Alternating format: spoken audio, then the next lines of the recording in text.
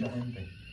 Y comenzaron a quemar las ropas y las casas de la gente que morían y todo, hasta que un tal John Finley descubrió que se transmitía a través de ¿qué?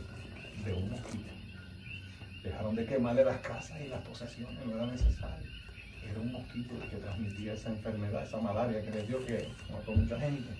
Aquí nos está hablando la palabra del método de transmisión del pecado. El pecado entra por un hombre.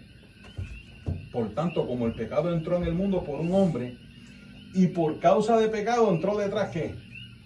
La muerte. Así la muerte pasó a todos los hombres por cuanto todos pecaron. Pero yo le voy a traer una versión, que es la versión del jubileo, la Biblia del jubileo. ¿Por qué digo esto? Porque ahí dice por cuanto todos pecaron. Pero yo le pregunto a usted, un niño pequeñito que muere, ¿pecó? Dios no le adjudica pecado. Inclusive en el vientre de la madre mueren los niños. ¿Por qué razón la muerte tiene autoridad sobre esos niños si no han pecado? Porque lo tenemos aquí más adelante. El alma que pecare, esa morirá.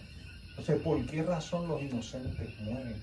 Los niños, inclusive dentro de su vientre, si no han pecado. Mire cómo lo dice la Biblia del Jubileo. Por tanto, de la manera que el pecado entró en el mundo por un hombre y por el pecado la muerte, así pasó, método de contagio, a todos los hombres en aquel en quien todos pecaron. Ahí nos está diciendo por cuanto todos pecaron. Ahí nos está diciendo que la muerte pasó de hombre a hombre. Y la muerte pasa de hombre a hombre, transmitida por ¿quién? Por Adán. Por Adán. En otras palabras, me explico. Cuando ocurre la fecundación y la concepción en el vientre de la mujer, es el hombre. En el esperma, en el espermatozoide, cuando hace contacto con el óvulo y se forma un cigote, que luego es un embrión, luego un feto y luego nace.